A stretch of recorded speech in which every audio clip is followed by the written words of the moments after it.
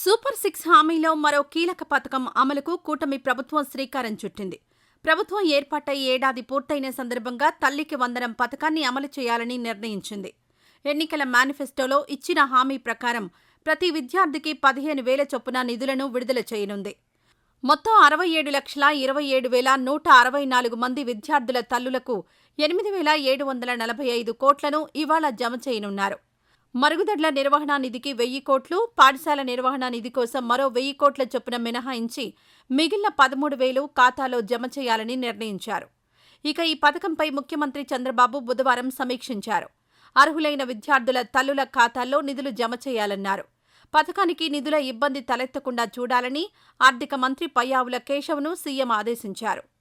ఇప్పటికే గుర్తించిన విద్యార్థులతో పాటు 1వ తరగతిలో ఇంటర్ ఫస్ట్ ఇయర్లో అడ్మిషన్ పొందిన విద్యార్థులకు కూడా పథకం అమలు చేయాలని స్పష్టం చేశారు.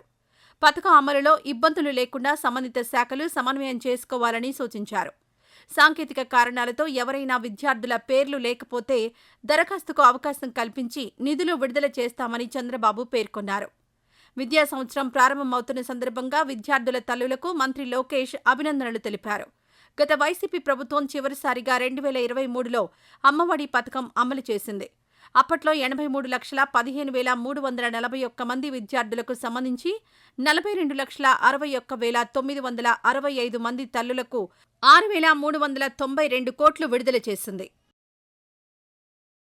ఈ వీడియో నచ్చితే లైక్ చేయండి. అలాగే మా ఛానల్ ని ఫస్ట్ టైం కనుక చూస్తున్నట్టయితే ఇప్పుడే సబ్స్క్రైబ్ చేసుకుని పక్కనే ఉన్న గంట సింబల్ ని యాక్టివేట్ చేసుకోండి. అప్పుడే మేము పెట్టే ప్రతి వీడియో మీకు నోటిఫికేషన్ గా వస్తుంది. అలాగే ఈ వీడియో పూర్తిగా చూసినందుకు ధన్యవాదాలు.